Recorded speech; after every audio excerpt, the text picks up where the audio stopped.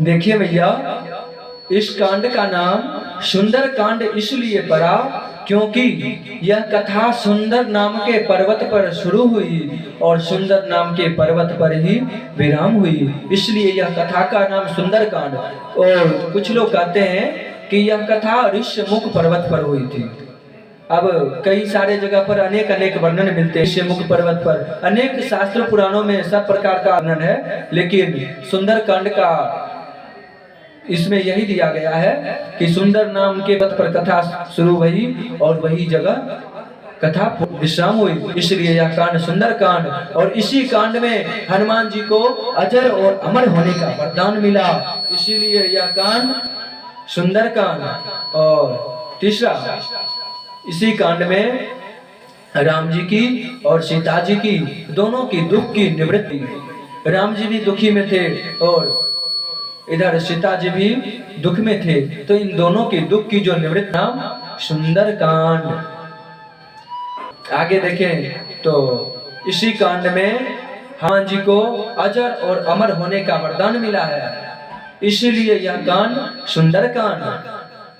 और ध्यान रखिएगा कि आप लोग भी जो सुंदर का पाठ करते हैं, तो सुंदर कांड का नित्य अगर आप पाठ करते हैं तो आप किसी भी प्रकार से अगर आपका मन दुखी है, चाहे कोई भी हो, किसी भी प्रकार का मन में चिंता हो, दुख हो, मन न लग रहा हो, तो आप विश्वास करें, यकीन करें, सुंदर कांड का पाठ अगर आप करते हैं नित्य, कम से कम 1 महीने तक तो करें। 1 महीने तक अगर सुंदर कांड का पाठ अगर आप नित्य कर रहे हैं, वो भी अपना एक शुद्ध आसन रखें। सबसे पहला शुद्ध आसन रखें और घी का दीपक, नित्य घी का दीपक, जहाँ पाठ करने के लिए बैठे वहां पर घी का दीपक जला लीजिए और एक छोटे से कटोरी में कुछ प्रसाद रख लीजिए, जो कि हनुमान जी को सबसे ज्यादा प्रिय है, लड्डू। हो सके तो लड्डू ही रख लीजिए। और पाठ करने के बाद आसन के नीचे जल लगा करके, जल गिराकर फिर अपने मस्तक में लगाएं। और ये ध्यान रखिएगा कि पाठ करते समय मन उसी जगह रहना चाहिए, क्योंकि मन क्रम वचन ध्यान जो लावे, मन क्रम वचन तीनों चीज।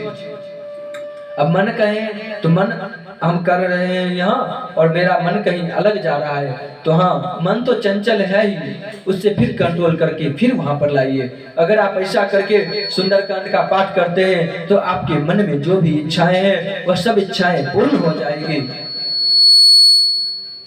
इसलिए सुंदरकांड का पाठ आप नित्य करें। और घर में अगर बच्चे भी हो तो घर में छोटे छोटे बच्चे हो तो उससे भी सिखाइए कि हाँ, नित्य सुंदरकांड का पाठ करें। नित्य अगर सुंदरकांड का पाठ करेंगे तो बच्चे का भी भविष्य सुंदर हो जाएगा।